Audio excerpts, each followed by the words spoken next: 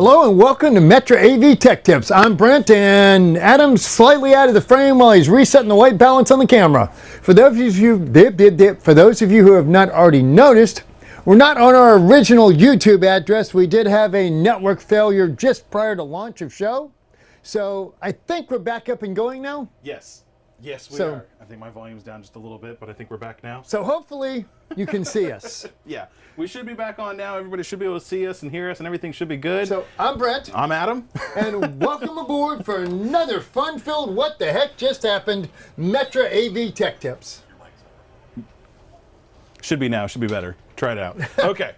Did you forget to turn your mic on? No, after we did the reboot, it didn't take it correctly. It reset it back to the wrong audio volume to the thing. So, anyways.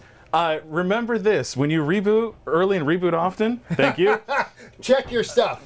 Recheck your settings. Make sure you didn't forget to reset something. That's a great tech tip. It is a great tech tip. Because when you do a reboot, sometimes it will reset. Back to something old. Or whatever the preset, what value was originally. So, anyways, all that to say, thank you everybody for refinding us in our video today. It is unfortunately, yeah, it's always an adventure, and unfortunately, we had an interesting one today. We're going to look into that and find out what's going on. Actually, in fact, well, it's actually this whole month has been intriguing. Well, so here's what's going to happen. I'm going to Infocom next week. Right. So there is no episode next week. So just be aware of that. We're not going to be doing any kind of live or pre-recorded or anything next week. So because I will be at Infocom and no one trusts Brent to run the machinery to make this happen. Okay, not for nothing. You don't trust yourself anyway. So there you go. I'm not arguing that. Which button is it? And Leo, that is the other thing. I'm not entirely sure. That one is activated. I'm not entirely sure why that's happening. So, it says, Windows? Yeah, it says activate Windows. That one definitely is activated. I don't even know why that's showing up there. That's the one I got for CES? No, that's the one that our MIS department got for us. Oh, so that's not even our offsite one. That's this one. It always works. Man, that one works great. I know. Anyways. All that to say. So that's also the touch panel one. Yes, it is. Yes, it is. So, okay. Well, here's what's happening today. First and foremost, thank you everybody for joining us today. Yeah, a couple of them. Thank you everybody for joining us today on our episode of Metro AV Tech Tips. We're here today to show you some good ideas and stuff about soundbar stuff. But before we get to that, as always, like, share, subscribe, hit that little bell notification to let you know whenever we do go live, which of course is every Wednesday at 3 p.m. Except next week. Ish.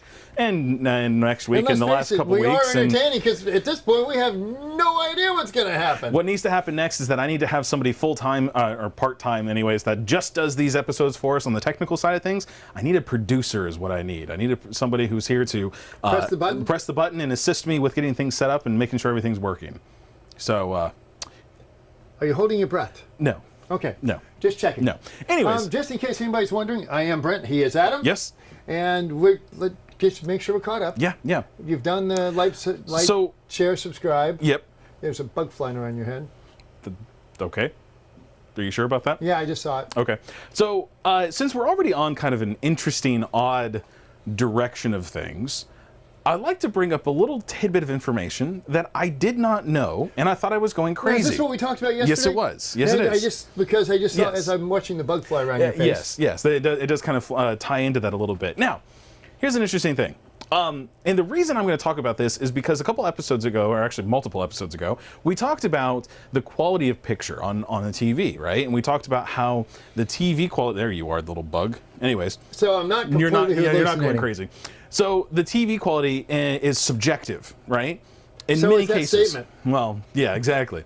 So with the subjectiveness of your enjoyment of the content on the TV is affected by a great number of things. One of the big things that affects it is the fact that your mood may be different. Your blood pressure may be different from time to time. Your blood sugar may be different from time to time. All of these things affect your viewing pleasure of whatever it is that you're watching. Stress, environmental conditions. Exactly. All these things have an effect with that. Now, here's an interesting thing about all of that and why that's interesting about the human body. Because if you go outside on a bright day and you look up at a nice clear blue sky, don't stare at the sun obviously, but if you look up into the blue sky, and if you look at a certain point where you have kind of a diffused light where you don't really have the direct sunlight looking into your eye, but it's kind of off to the side, you might notice that you have something moving across your eyes.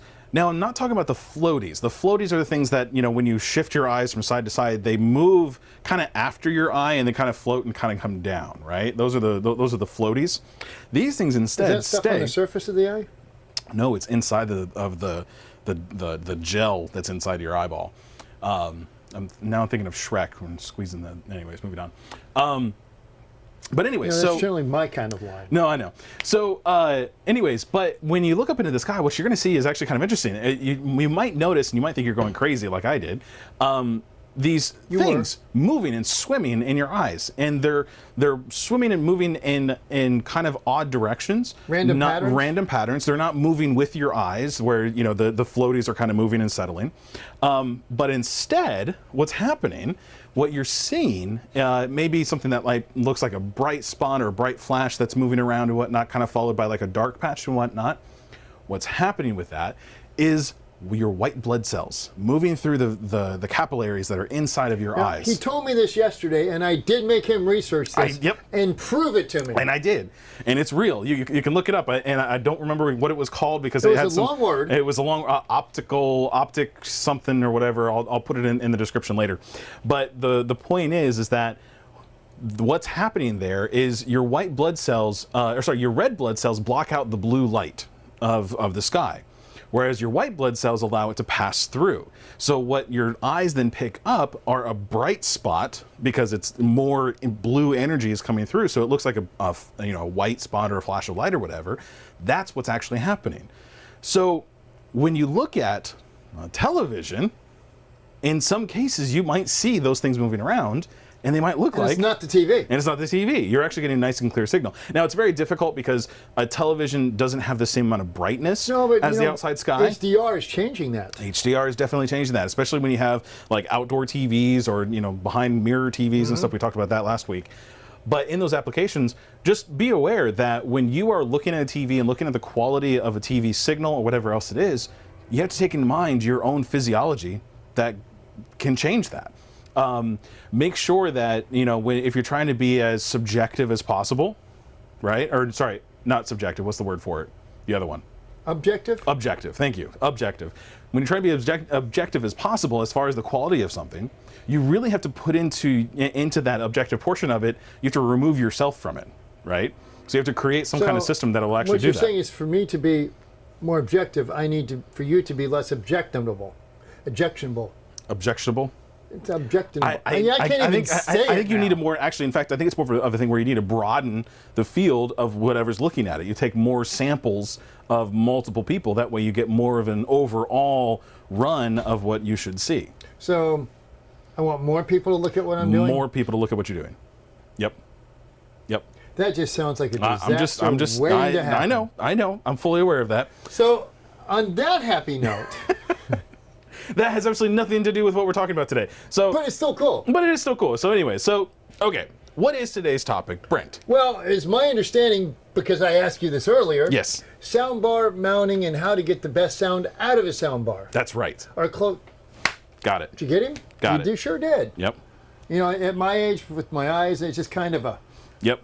Let's see if you occasionally maybe I get it. Lucky. Yeah. It's not skill. It's not precision. It's just, ooh, I got lucky. Well, I don't like bugs anyway, so I've honed my skills of... There's a whole lot. Yeah, wait till you get old and there's a whole lot of... maybe not. Okay, so yes, we're talking about today about how to get good audio out of a soundbar. Now, first and foremost, let's talk about the fact that the soundbar is already going to be giving you better audio than what you would be getting out of a TV in most cases. I will say that there are some TVs I have heard that have some done really well. Soundbars that were like... And you paid for this? Yeah, that too. And like we talked about before, you get what you pay for to a certain extent. You hope anyways, to a certain extent. If you're going to, Five Below or, Kmart's not around anymore, but Harbor Freight or something like that, you're going to be getting that quality of soundbar, and you're going to be getting that quality of sound. At some point, $39 is not a value. Correct. Yeah, exactly. At that point, you might as well use the speakers that are built into the TV at that point. So because that's kind of where you're at. But now, you have to take into account that if you are spending more money on the soundbar, you need to put that soundbar into a position where you're going to get the best sound possible out of it. Right, because it's a soundbar doesn't mean it's going to be. It's just like any room design, and we've had some acoustic design people on the line. We did the True Audio. Yep. It was a 70 volt, but we still talked about sound. Yep. We had Miranda on as well, and we talked to a couple other people. But so where this is coming from is actually something that I learned fairly recently. I still do installations kind of on the side, just little small stuff here and there. And we were installing a Sonos Arc. Right? Somebody so had this one? One of the, I know, right? Yeah, exactly. So we were installing a Sonos Arc, and that's what this is here in front of us. Now, the Sonos Arc, if you go onto Sonos's website and actually look at like the teardown of it or the exploded view of it, it has drivers along the front of it that face out in a way. Then it has some drivers along kind of a 45-degree angle, or I forget the angle for it, but it's on top of it that are firing up. To give you the Atmos emulation. That's exactly right.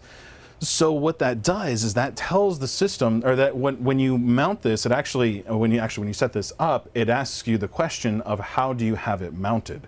Do you have it just placed onto like a tabletop of some kind, or do you have it mounted onto the wall? And the TVs nowadays will ask you the same thing because it changes their profiles on how they sound, whether or not they're just sitting somewhere or if they have the wall to bounce off of. They'll even have profiles set up for their location and height. Right, yeah, exactly. That changes a lot of stuff. Yeah.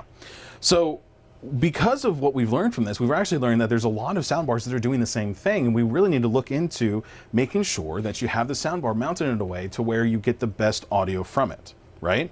Now, a lot of people are not going to like what I'm going to say.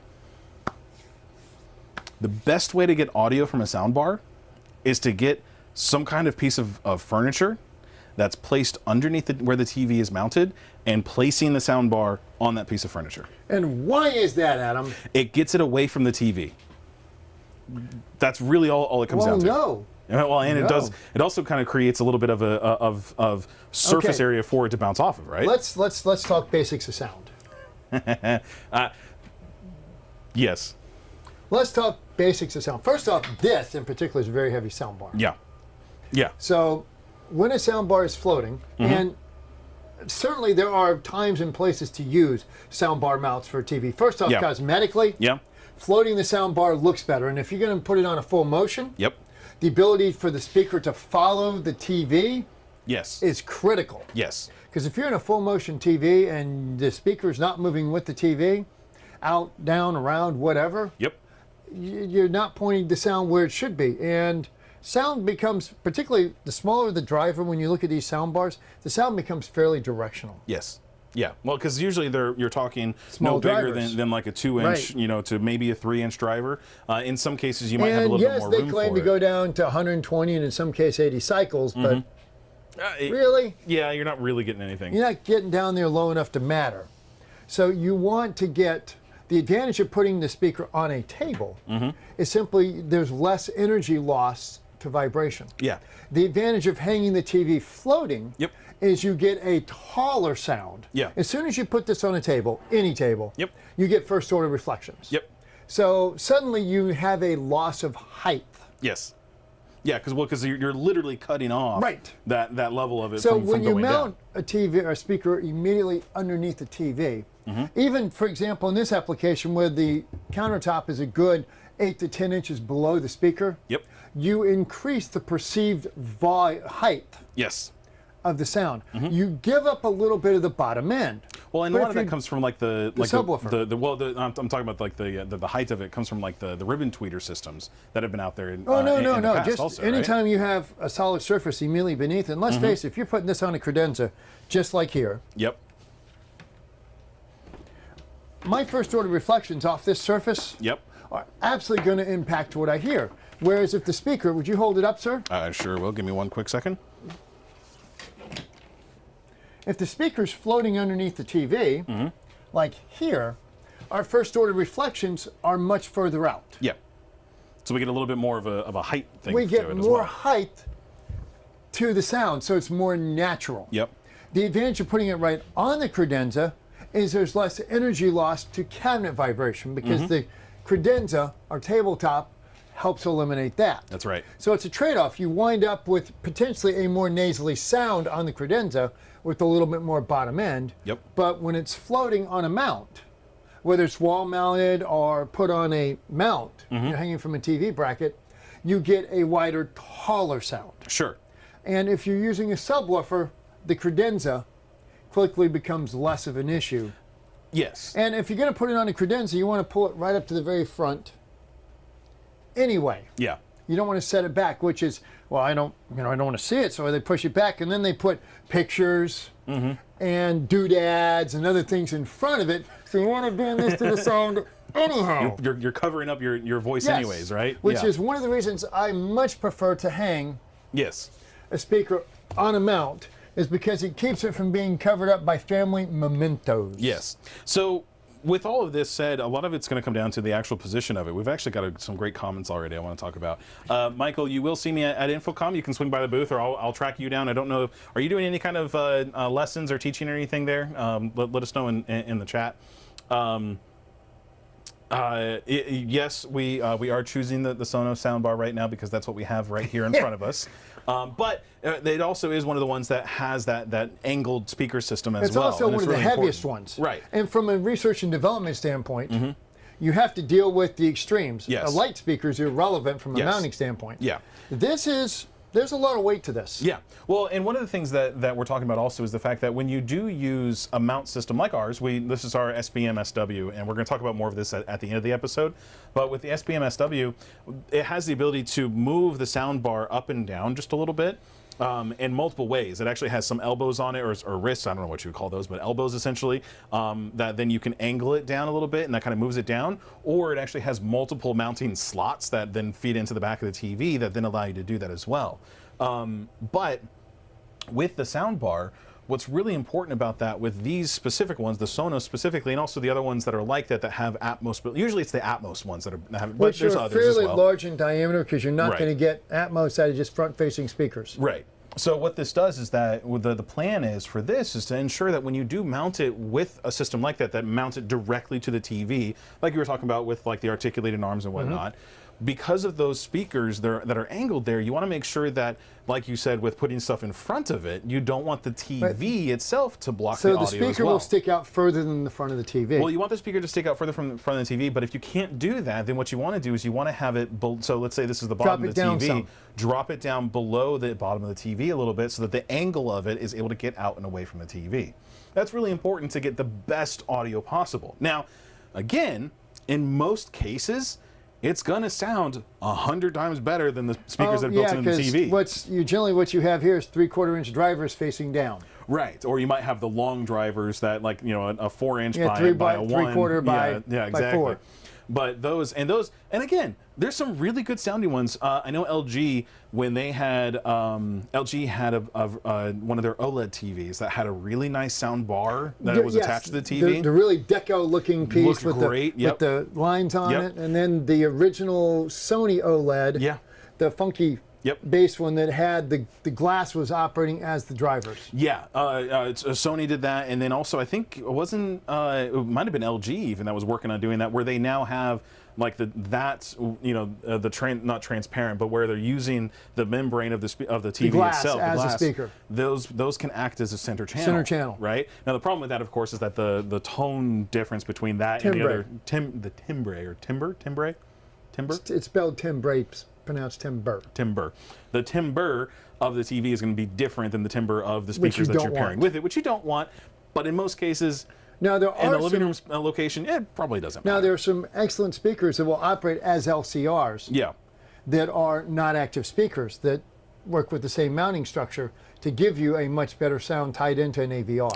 The Yamaha YSP 5600, I believe that's one of their Dolby Atmos ones as well.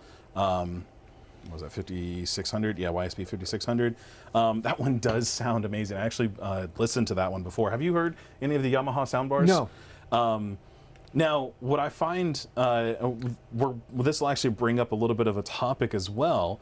Now, is this one of the multi-driver deals where you've got kind of stacks of the little 1-inch drivers across it? I believe so. I don't see it on here, an open view of it. Does this one have the Atmos on it? It does. Yeah, Dolby Atmos. So it has beam drivers. 2 watt times 44, so they have 44 beam drivers in that one. Okay, really yeah. freaking now, cool. That concept goes Yep. way back. They've had that concept out for 15 plus years. Wasn't that Boston Acoustics it was that did Pioneer. something like that? Pioneer? Pioneer did back in the early 2000s. Austin, do you remember the two? No, the not the Bel Air. Over at where we used to work, he had. Not the Bel Air, not with the Chevy air cooled in rear engine. Corvair, thank you, Corvair. He had put a Boston Acoustics Soundbar in the car. Now, granted, it was meant for a car. It was a tweeter array, is what it was, and it was mounted just below the dash. And so you had this really wide stance for it, or sound. Well, particularly stage. in the Corvair, because there's no dash under the dash. Yeah, exactly. Yeah, so it's all nice Just and open. wide open. Yeah. Corvair, thank you. That's what it was. Did you do that installation? Was that you, or was that before you? For the Corvair. Waveguide. That's what it was. Okay. Yeah, that's right. Okay, now Waveguide goes way back. That was a Pioneer thing. Yeah. Yeah. Now, and actually, the experts the are saying horns. Sonos recommends mounting it 4 inches below the bottom of the TV. Okay, so Yeah. that you get the nice. Exactly, so you get the nice angle out of there. Now that my assumption is that's assuming that the TV is flush with the front of the soundbar, because No. then that'll give it to you. No, or because it's first gonna off, be, you get TV's going to have to be sticking pretty far out for this to be flush with it. Mm-hmm. What you're really looking for is the TV to be flush with. the back white of this part. here. Yeah, Right. where the grill So ends. if you have a low profile mount and you've got this mounted to the wall, the face of the glass of the TV should match right yeah, up with that grill. the right. So the grill Yeah, is in front of yeah. the TV. Let's see. Who else? To pull out from the TV to not interfere with the top firing speakers. Yeah, so all of this really comes down to the. I can't see what that says. Oh. You want my glasses? No. It's the color of it. Michael Heiss is going to watch the Johnny Depp trial verdict. Yeah. Let us know because we can't see it It happened here. at 3 o'clock as well, so we're having to miss it as well. Okay, so Which is a sad statement that we're curious about yeah, that. it's whatever. Anyway, so this is way more interesting anyway. So the dynamics of audio, just the way that it propagates out of a speaker. Now, it's a sound wave, so of course you do get that effect from a speaker to where it actually will circle around the edge of the speaker just a little bit, unless you're dealing with something like the Martin Logan Planar? Planar, the electrostatic design It's systems. called planar. Planar. Regardless of how it's driven, it's a flat plane driver. Yes. Now, Martin actually has a curvature to it. Correct. So yeah. it doesn't curve around the speaker. Sound doesn't work like that. Well, it's Now, other what- than it being a wave, but Exactly. you It is a lose wave. most Now, of it. And the higher the frequency, the smaller the driver. Yeah. The straighter the frequency. Yeah. The lower the frequency, the wider the dispersion. Sure. Yeah. And because the larger the driver. Right. Now there are, you were talking about the Yamaha, where there's just a lot of little tiny speakers Yeah. to make up for cone mass. Yep. But that is not just drivers tied together. There's DSP running that. Right. There's a lot of You can't just tech going into it. wire a lot of drivers together and make that work. It's been tried for many, many, many years. Yeah. And without DSP, you can't do it. Oh, this is kind of interesting. Michael Heiss, remember that some soundbars have side-firing speakers built into the ends, and when you move the mount, you could have other reflection issues if they bounce off the wall on one So- side and into the room on Right, the so other. if you pull this out and turn it, you're going to get sooner first-order reflections out of this side if it's- Yep. than that side. Yeah, that's true. And if you have a wall, Yep. as I step out of frame, Oh. you have a wall Bye, Brent. on either side, that will also affect it. Yeah. So you wind up with kind of this effect. Yeah, yeah.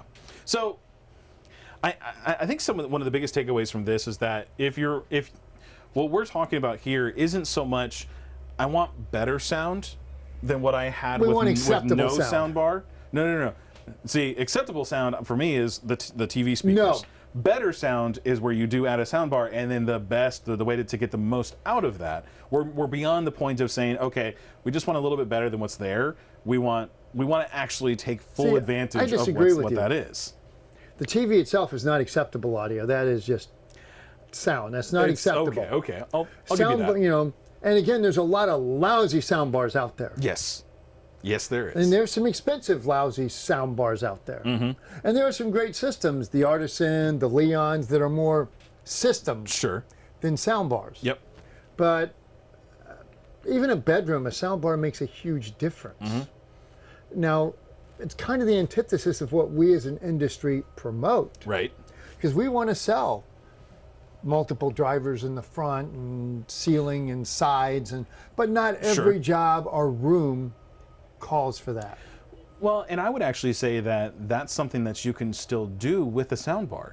They have many soundbars out there that are passive. Wireless rear speakers. Well, wireless rear speakers, so something going back to Sonos because we have it here in front of us, but using their play speakers that they have where you pair them with the soundbar and then you're given a surround sound setup. JBL, they all offer wireless options, wireless subs. But they have also passive soundbars out there that can be driven by an amplifier that's separate from it. The Leons, Artisans, a couple others. There's many out there. You're going to get me in trouble. Who is it? It's Austin and Leo. They're saying that it would be cool if someone made a TV mount with a soundbar built into it. Okay, which one do we hit first? I like that. Michael High says that the verdict, let's just say that Amber Heard won't have any money to build a home theater anytime soon. If that tells us anything. Anyways. Thank you, Michael. It'd be great if we made a TV mount soundbar system. And it's almost like with a built-in subwoofer? Yeah, with a built-in subwoofer. It's almost like it's an audio solution. Yeah. It's almost... We're picking on ourselves here. You're going to get hurt. I know. It's going to come down fast and hard from the top. I know it is. Like a ton of bricks on you. Oh, I know it. Believe me, I know it. Okay, so anyway, with the sound bars, the thing that I like to do... Who asked that question? Was it Leo or Austin? Or the two of them? It was the two of them working together. Oh. Yes, if it was marketed right, today it might have been better. Might have been better. There were a few design faux pas that were out of our control. Yeah, and we won't go into, look, we're pretty much designing it for somebody else at this point. But the thing is that the problem with a system like that is that you can't change it to something else. That's the main problem with that. If you wanted to upgrade the speaker system into something different, you couldn't do that. You had to change out everything in it. That's one of the main problems that I have with it. We couldn't stay ahead of the TV size gain. That too, yeah. Something realize, like this, you're already beyond. Are you beyond on this one? Yeah. So, anyways, but my favorite way to do things is to take a soundbar mount and mount the soundbar to the TV. It makes the cleanest setup. Yes, and the simplest setup. And the simplest, because can you mount this? So actually, that one right there, this is the wall mount from Sonos. That's why I'm showing this off. I'm not going to do which is reasonably pricey. It is. Now, with this one here, what this does give you is a nice clean aesthetic to it because it's mounted directly to the wall, kind of like our power bar here. It's mounted directly to the wall, and so you get kind of this, kind of modern look to it, and it does a very nice job of that. And again, to their credit, it does look really nice, but the problem is what are you going to do about the wiring, right? And that's going to be one of the big problems. So they give you a gap here that you can cut into the wall and run some wires through the wall, and then you run into some other problems and stuff. But don't say anything. I know what you're thinking. But when you take a soundbar mount and you mount the soundbar directly to the TV, you create channels for the wiring to go. Everything can be powered directly behind the TV, where you probably already have a power plug to begin with because you've done your work and you put an outlet there. Everything's already in one location. You're getting your audio from the TV. Quick ARC connection. Quick ARC connection for the Sonos, anyways. Toslink connection if you're doing that. Even Bluetooth for that matter. Samsung and LG and Sony do Bluetooth connections to some of their soundbars, which works great. And the system for that kind of works out to where there's very little delay. They use some of the newer Bluetooth connections to it. Bluetooth 3.0, I think? No, it's even newer than that. We're at 5.2 now. Are we? Yeah. Wow. Really great audio. But anyways, so... I also prefer to have it mounted to the TV because it's actually easier to level to the television. Yeah, because you literally One of the problems can with push it right to mounting it. something like this to the wall is getting it dead square, left, right, up, down Yep. to the TV. Yep. And all it takes, and you and I have, Yeah. all it takes is just a little bit, Yeah. and the Well- eye picks up on that. Well, and here's the thing: you can actually get it really level, or you can get it pretty level. You know, we talked about that before, Or right? you can match the room. Well, in pretty level, and that's what I'm saying. Really level is where you've actually taken your level and you've leveled it to the gravity of the Earth, and then pretty level is where you've made it look like it's level to the room, because how many rooms are not? And especially in those cases where it's pretty level, the problem is that you've made that pretty level, but now you've got the TV to make sure it's pretty level and At pretty the level same with this, pretty level and make sure together. everything's pretty level together, and then everything's also okay. You see where we're going with that, because it And just that's it where can become something a like problem. this, for me, Right. just makes a lot more sense, because when you're setting it up, the ability to fine tune it Yep. and get it to match the TV Yep. is so much more flexible. Yep. Now, I'm going to throw a little bit of a curveball. What do you think about mounting the soundbar above the TV? I'm not a fan of that unless the TV's at a heavy tilt Down. down. Yeah. And why is that, Adam? Well, for one, most of the soundbars today, for me anyways, are designed to where they're mounted below because the sound, stage and And everything that's gets the set way up the correctly. tweeters are aligned Right. in the speakers. Right. Now, there are, again, normally it's a passive soundbar system where it's more of just drivers facing straight out, and so they just work as a standard speaker would work, and so putting it above the TV, it's a little bit easier to do. Yeah, you're still, sound-wise. look, when you're, even a tweeter, a round soft dome tweeter, let's Sure. pick that. Sure. The assumption is it's concentric in its output. Sure. It is not. Tweeters are not concentric in their output. No? No. Do a research on them and look at the dispersion patterns. It's like a microphone. Okay. So just because the tweeter's round does not mean that the sound is equal all the way around. You're going to wind up with lobes typically. So what you're saying is that if you take a speaker and turn it upside down, you're going to get a slightly different sound from Yes. it? If you've ever done in-walls, particularly as LCRs, Should you also make sure that your speaker cable is lifted No, no, up off no, the no, floor? this is- and no, no, no. You've got, solid, this is 30-foot grounds going into the concrete? Most speaker manufacturers, in-wall speaker manufacturers, will tell Sure. you when, for example, if you're doing LCRs, vertical, horizontal, vertical, Yeah. they will tell you to pull that tweeter out and turn it For the 90 degrees. for the sides? for the center. Because when you get Okay. it this way, it's designed to populate a vertical. Oh, because you're using LCRs. I when you do it understand. as a Okay. Yeah, horizontal, Yeah. you can change it. Now, Huh. even ribbons, particularly ribbons, Well, that becomes ribbons, very yes. critical. Yeah, ribbons make But sense. yes, no, they're not concentric. None of the drivers are. Yeah. They're all circles. He has clips. Yeah. That's Leo. Okay. So you have to, in putting it above it, yeah. you have to be a lot further back True. to be in the beam pattern. True. And here's where I've used that in places. The primary one that I've used it in was actually mostly because it wasn't my fault. That's usually what it came down to. I love that one. Yes. It was there, but it wasn't my fault. It wasn't my fault. It was one of those things where I was taking over a job and certain things had been set up a certain way beforehand from another installer from a different company. And so in those cases where usually what was happening is it was a TV that was mounted. What is this now? Go away. Pop-up, activate your subscription. It does not say that. Okay, there's something weird going on with that laptop. So anyways, so the... Is it telling the secrets of your online searches? Maybe it is. So anyways, what's happened is that the TV was actually mounted and there was a piece of furniture that was inches below the TV. So there's no room. There was no room whatsoever. Even placing it on the piece of furniture Would block the TV. Would block the TV. And usually it was actually in a bedroom is where I had done it, where there was the piece of furniture and then the TV, and it was actually much higher. And so luckily though there was enough room above the TV that I could mount it Instead of moving there. the TV up, you put the speaker there. It was one of those in-wall mounts. So moving that, and then on top of that, it was over on beach side and it was inside of an external wall. So there was no moving it. Unless they wanted to spend an extra, couple grand for labor time, and also to hire a mason to come in and actually, get everything cut out and whatnot. Price-wise, it didn't work out right. It could have been done. It could have been done, but it would have costed so much more. So at that point, it just wasn't worth it. But I also did it above a fireplace, and a very similar problem where the the mantle would block it. It would block it. Now in that case, though, luckily it was much further away. So like you're saying, the distance was much further away. It made up for the beam. Right. Yeah. So there's some interesting ways. Now the nice thing about doing it that way is that you wind up with a very open setup, right? Because it's on top, it's nice and open, and everything's there. And like you said, if it's angled down enough, you wind up with a better picture overall, or sorry, better.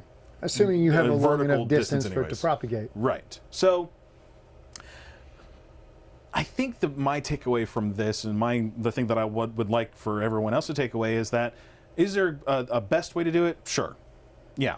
If you can have this on the edge of a piece of furniture underneath of the TV, at a nice, height to where it's like maybe here kind of a thing when you're looking at that. I'm not a fan of furniture at all. Well, the look of the furniture, obviously, you don't want that. The look. Well, of the what I'm saying though is that if you are you saying for audio quality, or for are you audio saying quality? I'm not a fan of the furniture. I don't like first order even if it's reflections. right? Well, even if Okay, it's like gonna right have to there be on at the the very edge. front. Well, that's what I'm saying. But I mean, at that point, you're going to upset the wife. Yeah. If this thing is sitting right here in the front of this credenza. Okay, but let's take aesthetics out of it. You've got it on a hard. Well, that's what I am. But I am. But you so can't. we're putting it there on the edge, and we're making it to where we're on a hard surface, but we also have nothing blocking the front of the soundbar. Unless it's a shelf that's 6 inches deep. Which is possible. Which is possible. It's not going to happen. Sure. It's going to wind up in the back. And a bunch of stuff in front And of they're it. going to put all kinds of stuff in front of it. And it's going to get blocked. And they're going to be happy. And sadly, they're going to be happy. they're going to be, you're right, they're going to be happy. All right, and they're going to go out and buy bows and be happy. Oh, you're pushing all sorts of buttons now, aren't you? That's that statement. I'm sorry. That's that statement. But I like it. but I like it. Okay, so before we get in trouble, let's go ahead and move on. Well, now let's talk about mounting. Yes. Because we've talked about these kind of things, so I'm going to reach over you here. Yep. And this is this is a simple deal. Yes. I mean, this really is. Yep. This is our SBM SW. It's a simple deal. These mount between the TV and the vertical arms. Yep. Yep. So when you hang it on the mount, whether it's full motion or a wall mount bracket, these come down, and then you have them spaced out for Got it. your speaker. Yep. Now, in the case of the Sonos, you would take these off and use the screws. Yeah. So, well, these don't actually come with the Sonos soundbar. These come with their mount that they have. But we have in. Got it. Good shooting text. Yeah, I got it. But in our hardware, we actually have the same threading, the same size bolts that would go in there. So you could actually mount that directly to it that way. Now, the thing is that let's say you have a TV that is not mounted to the wall or with a TV mount, but it's just maybe on a stand. Okay. In that case, we do actually have the bolts that attach to the VESA bolts in the back along with this. Now, we also have the Keystone. Inserts for people that have the Keystone speakers. See you, Mike. Catch up with me over at Infocom. I'll see you there at some point. point. Thanks for the update on the case. Yeah, thanks for that. Go ahead. I'm sorry. So if you're using Keystone type speakers, we have the inserts for that as well. Yes, we do. Yep. So that's it. If you've got the little keyhole slots on the back of the soundbar or the speaker system, we actually have the little parts that will allow you to attach. See if I can find one in here. There it is. You can actually attach that directly to it using that. And so you can slot it into it. And then you use these fly bolts or wing nuts. Where did they go? There it is. On the back of it, and that actually secures it to it. You can tighten it down and it holds it in place. So it's not going anywhere. Right. And this allows you to make it perfectly level with the television. Yep. Yep. And you're done. Yep, that's right. Yeah, and it gives you a nice point to run your wiring. Wires too? Yep, you can actually lace it directly to it. Again, this is not a product episode. I don't want to get too far into that. But using that type of mount is super helpful because you can make sure that it stays with the TV. You don't have to do any more mounting to the wall, any more cutting of holes or anything like that to run wires. You don't have to do any of that. You can mount it directly to the TV. It stays with the TV if it's on an articulating arm. It stays with the TV if it's on a tilt mount. Now, it does require something. Because you are adding weight to the television, this is a two-person install. Yes, I would definitely recommend 2 people in this case, or more in some cases, to where you can make sure that you have The heck TV enough. are you Well, hanging? look, we're not mounting those plasmas anymore, but it's still one of those things to ensure that you have enough hands to for everything to be working correctly, right? You can get everything mounted in place. Because 2 people might hold the TV and the soundbar. You have another person Connecting the wires. Yeah, connecting the wires. So, anyways, Leo, you make a good point. If she doesn't like it, let her listen to just the TV for a week, and she'll ask you when you're hooking up the soundbar back Yep, she will. up. So yes, when it comes down to it, if you have somebody who's like, "Why do we even have a soundbar?" Yeah, if you take it off for a little while, they're going to notice it. Because, and again, even if you just take a $150 to $250 soundbar and you add it to whatever TV that you have in place, it's going to sound better. And you just toss it, in front of the TV and just do that, it's going to sound better. It really is. The truth about soundbars is the fact that it's going to sound better. But if you want to take full advantage of that soundbar, you need to take into account what's going on. How should you mount it in the best way to make that audio sound good? My recommendation, and your recommendation as far as I'm hearing, mount it either to the wall or to the TV mount itself. Yes, not on a credenza. Not on a credenza. Get the sound, get the subwoofer add-on to it as well. Now, look, if you have a recessed opening, you cut in a hole, and the TVs fit into it, and you've got this much space beneath it, Right. you can put it right there. Yep. That's a little different. Sure. Because there's no first order reflections, you're not worried about that. Yeah. But if you're going to put it on a piece of furniture, yes, it's easy. I get it. But you're not getting what you could out of the sound. Right. And honestly, that's kind of what it comes down to. And as far as our integrators are concerned, that's something that you should take into account when in your billing as well. Look, you can have maybe different stages of setting up a soundbar for them. You can say, hey, for 1 hour worth of labor, we're going to hook everything up, put it in place, and we're just going to make sure everything works and collect a check, right? Move Here's on. the remote, have a nice day. Right. Or you can do the second stage where you will mount it to the TV or the wall or directly right there with it and ensure that it's set up in a way that you're going to get decent sound. Then you can say, maybe that's 2 hours worth of labor. You can make a little bit more money for not that much extra effort. Say bye to Stuart. Bye, He's Stuart. leaving us.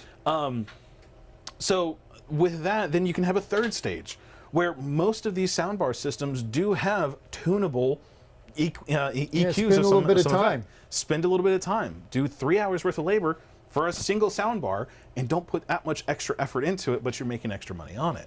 Now, granted, if you're not actually spending 3 hours on it, again, this is all up to you on how you want to quote that and bill that to your client, but think about that in your designs. The days of these just being speakers is pretty much over.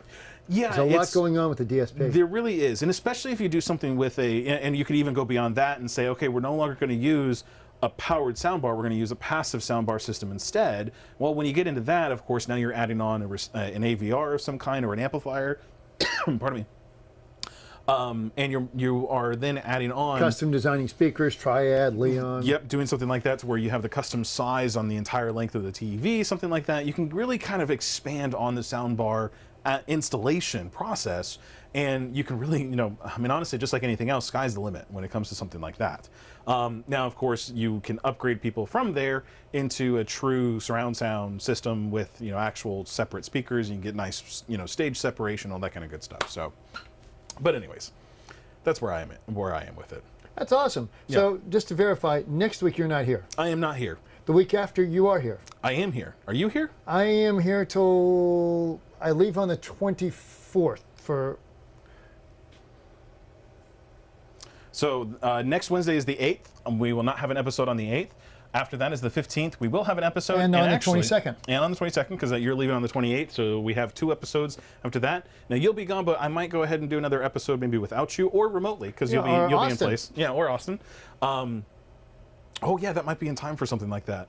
Now, actually, an update on that. If you have watched a couple of our episodes on the Tech House, we are still working towards getting the next episode put out for that. However, just like everything else, there is delays upon delays, which has actually pushed them out quite a bit. And it's really unfortunate because it's unfortunately it's kind of it's been really fun. It's been fun for me anyways, but it's unfortunate for the house because it's just not happening, and it really sucks right now because that's just the way of things today, and unfortunately I think it's going to keep being that way for quite a while.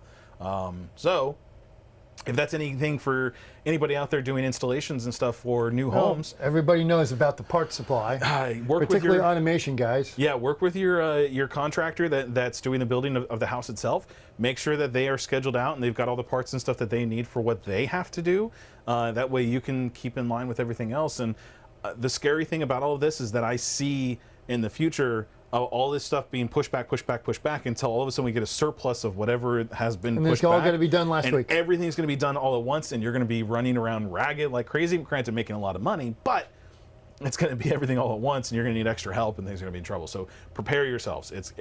I see that coming very, very soon. Yes, there's a chip shortage on the concrete. You joke about that. However, think about it. The machinery that actually creates the concrete, you need to have some kind of chips. Yeah, there's our hour mark. The chips, the equipment that's actually doing the concrete and mixing it and doing all that kind of stuff require chips and stuff that may not make all that happen. Well, so, then there's the transportation of the materials to make the concrete. And the gas prices and everything else going on with it. Anyways, yes. And anybody that's looked at airline tickets lately, oh, baby. You spent too much money going to LA on your week of going out there, or 2 weeks or however long you're out there. 2 weeks, and it is what it is. Yeah, pretty much. Well, and look at the changes for you just trying to get to Infocom next week. They changed your ticket 3 times. By the way, if you're flying out to anything right now, check your flight tickets and make sure they didn't change it up on you. And didn't tell you. Because they didn't tell us. Kind of made things a little difficult for us. So, but anyways, all that to say, I think that kind of covers what we are dealing with today. If you are checking out today's episode, again, thank you so much for everybody who's been in the chat. Really, really appreciate that. If you are watching this after the fact, make sure you leave any questions or comments down in the comment section below, or wherever it is on this. I don't even know where it's at anymore. We're on Facebook, LinkedIn, and YouTube now. So wherever that is on any of those things there, leave your comments and questions on any of those locations. We do monitor those. Yeah, we do read those. Let us know, and if you have any ideas for show topics, let us know as well if there's anything you want to hear about. Do you want to hear more stuff about HDMI? Do you want to hear more stuff about the woes of the chip shortage? I do know that the week after Infocom is going to be an interesting episode because I finally get to show you all what I've been working on. The week after Infocom. If you're going to Infocom, track us down. Yeah, I am here. You are here. Yeah. If you're going to Infocom, track me down because I finally get to talk about... What's your booth number? Really? Don't ask me those questions. Really? It's in our email somewhere. They just sent it over. That's embarrassing. Yeah. Let's see. I think I actually just got... Ooh. Nice install, sir. Mr. Austin sent us some pictures. Unfortunately, it's a competitor, so I'm not going to show that off right now. But anyways, everybody, thank you so much for checking us out today. Hold on a second. Track me down at Infocom. If you go onto Infocom's website and look us up on there, you'll find our booth. I know that we're up and over near where the food is. We are at N2845, November 2845. 2845, November 2845. Which is what, the North Hall or the West Hall? Oh. It's probably the North Hall because the N for North. That would make sense. Yeah. So come track us down up there. It's in Vegas this year. If you haven't bought your tickets yet, go for it. Did you design a left-handed shimmel? Oh, no, hold it. No, that's Metaverse. So, no, it's not 2845. You just sent them to Metaverse? You just sent them to Facebook? Yeah, I don't even know what that is. They already have all their information, you know? I mean, come on. Yeah, they do. Yeah, right. Infocom. Do they have it on there? There it is. There's W2667. West 2667. Yep, West That's the new building. 2667. That's that beautiful new building. Yeah. Oh, that's right. Yeah. You're in the new building. Yeah. They had that at CES of 2020. But we weren't in that one. No. No, we were in the south one, if I remember. Was that hall? I don't think that hall was open yet. No, I did not design a left-handed shimmel. I thought it was the upside down shimmel. Shimmel or shovel? Shimmel? What's a shimmel? I have no clue. I don't know either. And off topic, but it's funny because you said left-handed. I was at the boss's house. He managed to drop a touch panel and he said, look at this.